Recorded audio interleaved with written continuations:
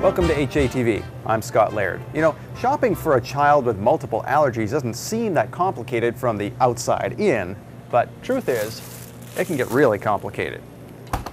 Take my daughter, for example. She has a peanut allergy. Now that's just one allergy, but even then you have to check every ingredient on every label, forget bulk foods altogether, and you have to ask questions at every restaurant just to make sure your child's safe. Don't do it, and it can be disastrous. Now, imagine being allergic to almost everything.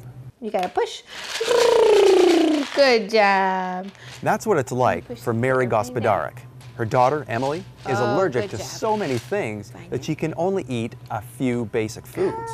She has gone through an elimination diet. In other words, we only stay on the 9 foods, which currently are avocado, chickpeas. The only meat she can currently have is pork. She's allergic to everything else.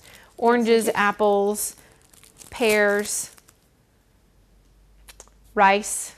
That's right, 9 basic foods. As you can imagine, that creates quite a challenge for everyone else in the house.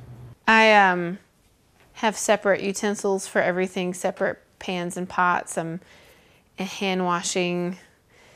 I don't know what the correct word, but I'm always on top of either myself or the kids. I mean, I have cracks and blisters from washing my hands so much, but we do have 4 EpiPens and have them in pretty much every bag and location just to make sure we've got that covered. Ironically, having this many allergies is a blessing in disguise. Because so many packaged products have so many cross-contaminants, Mary decided to focus on something simpler and safer. Whole plant-based foods. So I think that was the hardest thing when I got the diagnosis. They gave me these 15 to 20 pages of these are the no, no, no, no's.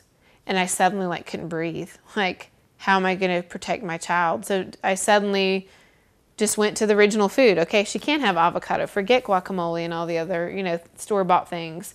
So I try to stick to, she has a lot of whole fruits and vegetables, and we've recently started going into more processed things. So what's causing this? Emily's less than 2 years old. Certainly it's nothing she did. It's not her parents' fault either, and really it's no one's fault. But in a sense, it's everyone's fault.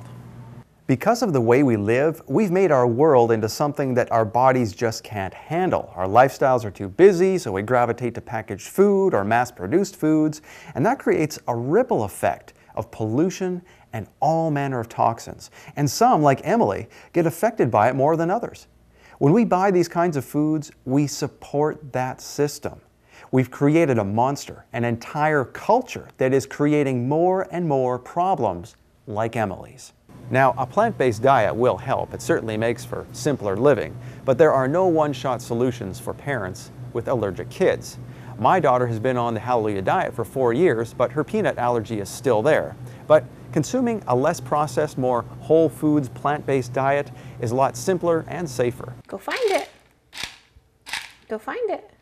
Even if food allergies can't be eliminated completely, we each have a decision to make. Are we going to keep living the way we do, creating more problems like Emily's? Or do we make better choices that help to force changes in how food is produced? Doing so will make you healthier and help prevent future cases like Emily's, possibly in your family. I think there will always be challenges, associated with her disease, but I think she'll be able to go to school. Some kids with her disease cannot go to school because of the severity of her disease. So that's my hope and wish, that she'll be able to have a full quality of life. For HATV, I'm Scott Laird.